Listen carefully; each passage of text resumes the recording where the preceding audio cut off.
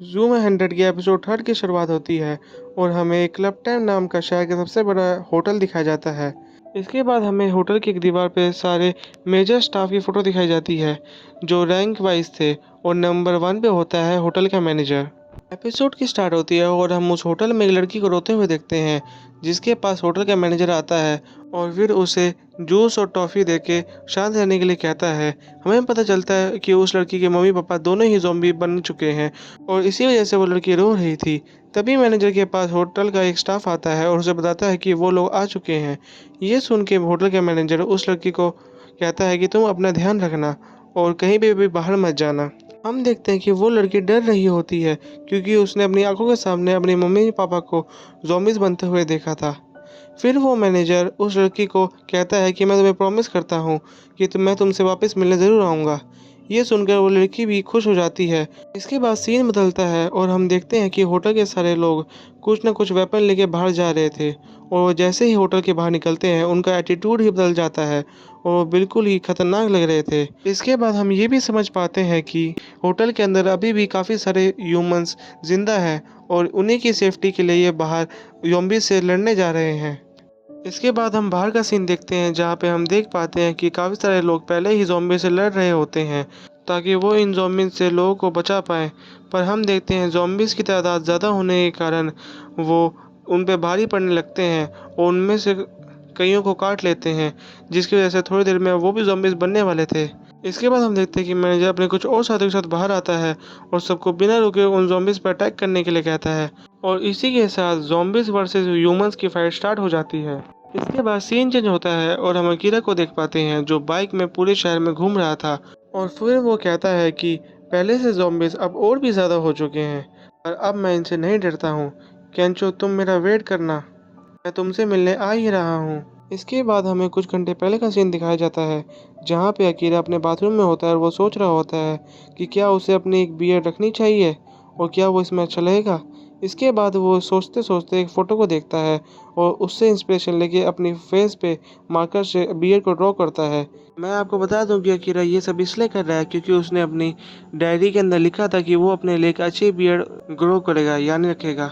इसके बाद जब अकीरा अपने पूरे फेस पे ड्राइंग बना लेता है तो उसे वो खुद भी अच्छी नहीं लगती और उसके बाद वो अपने शेव करके वापस से अपने कमरे में आ जाता है और इसके बाद वो अपनी डायरी में से बियर्ड ग्रो करने का टास्क भी काट देता है।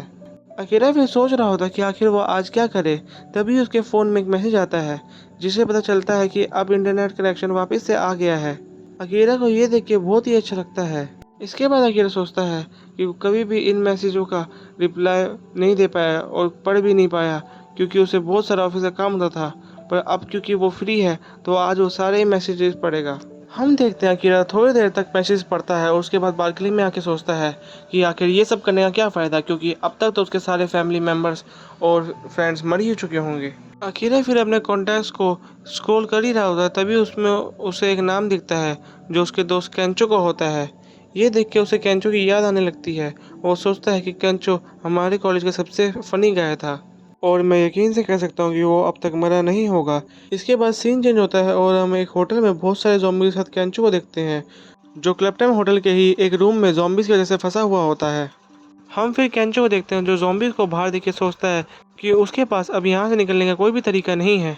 इसके बाद वो एक बोतल से पानी पीने लगता है और हमें पता चलता है कि केंचो ने 3 दिन से कुछ भी नहीं खाया है और वो सिर्फ पानी ही पी रहा है और अब तो उसके पास पानी भी ख़त्म हो गया है। केंचो फिर इसके बाद सोचता है कि अब उसके साथ और क्या ही बुरा हो सकता है। इसके बाद वो अपने साइड में देखता है जहाँ पे एक ज़ॉम्बी गर्ल बंधी हुई थी और वो केंचो को खाना चाहती थी। केंचो सोचता है कि इस चीज़ों में उसके साथ एक अच्छी चीज़ हुई कि वो नशे की हालत में भी इस लड़की को बैंडेज रूम में लेके आया जिसकी वजह से ज़ॉम्बी बनने से पहले उसने इसे बांध दिया। हम फिर देखते हैं काफ़ी दिन से कुछ ना खाने के कारण केंचो की वहाँ बहुत बुरी हालत हो जाती है और वो सोचता है कि शायद वो अब मरने वाला है और धीरे धीरे करके वहाँ पे बेहोश हो जाता है और वो अपने एक पास के सीन को याद करने लगता है जहाँ पे वो अपने एक बेस्ट फ्रेंड को एक जोक सुना रहा था जिसको सुन के वो पागलों की तरह हंसने लगता है और केंचो सोचता है कि कॉलेज के दिनों में सिर्फ एक अकीरा ही था जो उसके बेकार जोक पे भी हंसा करता था। इसके बाद सीन प्रेजेंट में आता है जहाँ केंचो की नींद खुलती है और वो देखता है इतने दिनों बाद किसी ने उसे कॉल किया है। वो फ़ोन उठाता है और हम देखते हैं कि वो और कोई नहीं अकीरा है होता है। अकीरा कहता है केंचो आखिर तुमने मेरा फ़ोन उठा ही लिया, मुझे लगा ही था कि तुम अभी में नहीं मरे होगे। और वैसे हमें मिले हुए भी काफ़ी टाइम हो गया है। हमने लास्ट टाइम ड्रिंक भी 1 साल पहले किया था। और अब मैं तुमसे मिलना चाहता हूँ। आखिर तुम इस वक्त कहाँ पे हो? और मुझे ऐसा क्यों लग रहा है कि तुम काफ़ी टाइम से थके हुए हो। इसके बाद केंचो अकीरा को बताता है कि वो एक शिंजुका सिटी के होटल में है और तुम्हारा यहाँ आना बिल्कुल ही इम्पॉसिबल है, क्योंकि मैं चारों तरफ से ज़ॉम्बी से घिरा हुआ हूँ। और आखिर मुझे समझ नहीं आ रहा कि तुम ऐसे वक्त पे भी इतने खुश क्यों लग रहे हो। अकीरा फिर केंचो को कहता है कि वो उसके सारे सवालों का जवाब देगा, पर पहले वो उसे मिलने आना चाहता है। ये सब सुन के केंचो अकीरा को कहता है कि तुम मेरे चक्कर में अपनी जान जोखिम में मत डालो, मैं यहाँ पे ठीक हूँ। अकीरा फिर केंचो को कहता है कि तुम बस मुझे अपना एड्रेस सेंड करो, मैं तुमसे मिलने आ रहा हूँ। और फिर वो फ़ोन काट देता है। इसके बाद सीन कट होता है और हम अकीरा को केंचो के पास जाता हुआ देखते हैं। इसके बाद अकीरा हमें बताता है कि केंचो और मैंने अपने कॉलेज के दिनों में काफ़ी मज़े किए। और केंचो मेरे साथ 4 साल तक हमारी रुग्बी टीम में भी था और हम दोनों साथ में बहुत मज़ा करते थे और केंचो मेरा सबसे अच्छा दोस्त था। इसके बाद अकीरा 1 साल पहले हुए इंसिडेंट को याद करने लगता है, जब केंचो और अकीरा लास्ट टाइम एक बार में मिले थे, जहाँ पे हम केंचो को देखते हैं जो अपनी बातचीत करने की स्किल की वजह से एक अच्छा और कामयाब रियल एस्टेट एजेंट बन चुका है। इसके बाद केंचो अपने बिजनेस के बारे में अकीरा को बताने लगता है कि वो अब कितना खुश है अपने बिजनेस से, और अब तो उसकी एक गर्लफ्रेंड भी है जो एक मॉडल है और उसके साथ वो अगले हफ्ते पेरिस में जाने वाला है। इसके बाद वो अपनी कई सारी अचीवमेंट बताने लगता है। अकीरा भी उसकी बात सुन रहा होता है। फिर थोड़ी देर में केंचो अकीरा को कहता है, मुझे पता है कि तुम अपनी जॉब से खुश नहीं हो, तो क्यों ना मेरी एडवाइस मान के तुम अपनी जॉब को छोड़ दो। और वैसे भी तुम्हें भी पता है कि तुम्हारी जॉब बिल्कुल भी अच्छी नहीं है। हम देखते हैं फिर अकीरा अपनी और केंचो की जॉब को कंपेयर करने लगता है और थोड़ा सा जेलस होने लगता है, जिसकी वजह से वो केंचो को ये उल्टा सुना देता है, जिस वजह से केंचो भी उस पर गुस्सा हो जाता है और दोनों वहाँ से चले जाते हैं। फिर सीन प्रेजेंट में आता है और हम क्लब टाइम के मैनेजर को देखते हैं, जिसके सारे दोस्त ज़ॉम्बी बन चुके होते हैं और वो उसी को खाने आ रहे होते हैं। वो मैनेजर कहता है, लगता है मेरा अंत आ चुका है और अब मैं उस लड़की को दिया हुआ प्रॉमिस भी नहीं निभा पाऊंगा और अब मैं मरने वाला हूँ। हम देखते हैं वो ज़ॉम्बीज़ उस मैनेजर को मारने ही वाले होते हैं। तभी हमें बैकग्राउंड से एक आवाज़ आती है, जिसे सुन के वो सारे ज़ॉम्बीज़ उस आवाज़ की तरफ जाने लगते हैं। हम देखते हैं वो आवाज़ एक गाड़ी से आ रही थी, जिसके हॉर्न पे अकीरा ने अपनी रुकबी बॉल लगा दी थी, जिसकी वजह से सारे ज़ॉम्बीज़ उसी गाड़ी की तरफ जाने लगते हैं। हम देखते हैं उस हॉर्न की वजह से केंचो के कमरे के बाहर वाले ज़ॉम्बीज़ भी उस आवाज़ से अट्रैक्ट होकर जाने लगते हैं। फिर सीन उस गाड़ी की तरफ आता है, जहाँ काफ़ी सारे ज़ॉम्बीज़ आ जाते हैं और उस गाड़ी में उन ज़ॉम्बीज़ के कारण आग भी लग जाती है और आग लगने के कारण वो गाड़ी ब्लास्ट हो जाती है। फिर सीन केंचो की तरफ आता है, जो ये देख के हैरान होता है कि उसके कमरे के बाहर जितने भी ज़ॉम्बीज़ थे वो अब वहाँ से जा चुके हैं। इसके बाद वो बाहर आता है और लिफ्ट की तरफ जाने लगता है। चलते चलते केंचो को महसूस होता है कि शायद वहाँ उसके सिवा कोई और भी है और वो अपने आसपास देखने लगता है।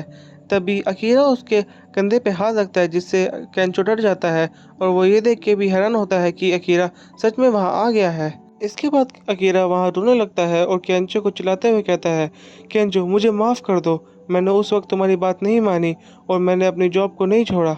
मुझे तुम्हारी बात पहले ही मान लेनी चाहिए थी और इस बात के लिए मैं तुम्हें सॉरी बोलता हूँ। इसके बाद केंचो कहता है, अकीरा मैं हैरान हूँ, तुम इतनी दूर से मुझे सिर्फ सॉरी बोलने के लिए आए हो। हम फिर देखते हैं कि अकीरा वापस से सॉरी बोलने लग जाता है। इसके बाद केंचो कहता है, अकीरा मैं भी तुम्हें कुछ बताना चाहता हूँ। कि तभी वहाँ पे बहुत सारे ज़ॉम्बीज़ आ जाते हैं। उसे देख के अकीरा और केंचो वहाँ से भागते हुए बिल्डिंग की छत पे आ जाते हैं। केंचो उन ज़ॉम्बीज़ को आने से रोकता है और अकीरा वहाँ पे काफ़ी सारा सामान लगा के उस गेट को बंद कर देता है। केंचो फिर इतने सारे ज़ॉम्बीज़ को देख के डरने लगता है और रोते हुए कहता है, अकीरा शायद हम यहाँ मरने वाले हैं, क्योंकि हम ज़्यादा देर तक इन ज़ॉम्बीज़ को यहाँ रोक नहीं पाएंगे। अकीरा फिर कहता है, केंचो अभी हमारे पास एक उम्मीद बाकी है, हमें बस उस सामने वाली बिल्डिंग के ऊपर जंप मारना होगा। केंचो कहता है, ये डिस्टेंस बहुत ज़्यादा है, वहाँ तक जंप मार पाना बिल्कुल नामुमकिन है। अकीरा कहता है, ये तो जंप मारने के बाद ही पता चलेगा, और फिर वो भागते हुए बिल्डिंग से जंप मार देता है। केंचो उसे रोकने जाता है, पर अकीरा जंप मार के सेकंड बिल्डिंग के अंदर गिरते हुए पहुंच जाता है। हालांकि उसका थोड़ा खून निकलता है, पर वो कहता है, केंचो मैं ठीक हूँ, अब तुम यहाँ पे आ जाओ। केंचो फिर डरते हुए पीछे होने लगता है और कहता है, अकीरा मुझे लगता है कि मैं जंप नहीं कर पाऊंगा और मरने से पहले मैं तुम्हें अपनी ज़िंदगी का एक सच बताना चाहता हूँ कि मैं अपनी जॉब को बिल्कुल भी पसंद नहीं करता हूँ और मुझे वो जॉब बहुत गंदी लगती थी, क्योंकि मुझे कंपनी के अंदर अपना नाम बनाए रखने के लिए काफ़ी सारे लोगों को गलत कॉन्ट्रैक्ट दिलाने होते थे और ये सब करना मुझे बिल्कुल भी अच्छा नहीं लगता था। हालांकि मैं काफ़ी सारी मॉडल को डेट करता था और मेरे पास काफ़ी सारे पैसे थे, पर इसमें मुझे ज़्यादा से भी खुशी नहीं मिलती थी और बस मैं अपने फेस में स्माइल ला के शो ऑफ करता था। और उस दिन में भी मैं शो ऑफ ही कर रहा था और मैं अंदर से बहुत ही खोखला पर्सन बन चुका हूँ। और अकीरा, मैं तुमसे कहना चाहता हूँ, आई एम सॉरी। मैं बहुत खुश हूँ क्योंकि तुम मेरे लिए यहाँ तक आए सिर्फ मुझे बचाने के लिए, पर मैं तुम्हारे साथ नहीं आ पाऊँगा क्योंकि मेरे पास इतनी हिम्मत नहीं है कि मैं इस बिल्डिंग से जंप मार पाऊँ। अकीरा फिर कहता है, केंचो, मैं समझ सकता हूँ कि तुम्हें तुम्हारी जॉब पसंद नहीं थी, पर मुझे इतना पता है कि तुम्हें सबको हंसाना और हंसना बहुत पसंद था। केंचो कहता है, अकीरा, तुम सही बोल रहे हो। मेरा ड्रीम था कि मैं एक स्टैंड अप कॉमेडियन बनूं और सबको हंसाऊं। इसके बाद अकीरा कहता है, केंचो, अगर तुम्हें अब तुम्हारा ड्रीम पूरा करना है तो तुम्हें इस बिल्डिंग को पार करके यहाँ पे आना होगा और तुमने ही कहा था कि हमें अपने फ्रेंड की एडवाइस माननी चाहिए। हम देखते हैं केंचो भी अकीरा की बात से मोटिवेट हो जाता है और उसी वक्त पीछे से ज़ॉम्बीज़ भी गेट तोड़ के आ जाते हैं। केंचो फिर भागने लगता है और बिल्डिंग से जंप मारता है। फिर हम देखते हैं कि केंचो जंप मारते हुए अपने सारे कपड़े उतार देता है, जिसे देख के अकीरा भी हंसने लगता है। हम देखते हैं केंचो अपने शो ऑफ के चक्कर में फिर बिल्डिंग के कोने में लटक जाता है और सोचता है कि मैं ऐसे बिना कपड़ों के नहीं मर सकता और अगर मैं ऐसे मर गया तो मैं एक मजाक बन के रह जाऊंगा। हम फिर देखते हैं कि उस बिल्डिंग से केंचो का हाथ फिसलने लगता है और वो नीचे गिरने लगता है। तभी अकीरा केंचो का हाथ पकड़ लेता है और उसे ऊपर खींचता है। हम देखते हैं केंचो ऊपर आते ही रोने लगता है। अकीरा कहता है, केंचो, क्या तुम्हें किसी ज़ॉम्बी ने काट लिया है? केंचो कहता है, नहीं, मैं ऊपर आते हुए वहाँ की स्किन घिस चुकी है और इसलिए ही मैं रो रहा हूँ। इसके बाद सीन चेंज होता है और हम रात का सीन देखते हैं, जहाँ पे केंचो और अकीरा बात कर रहे थे। केंचो कहता है, आज तुम्हारी वजह से मेरा एक पुनर्जन्म हुआ है और अब मैं अपनी पूरी जिंदगी को खुल के जीऊँगा।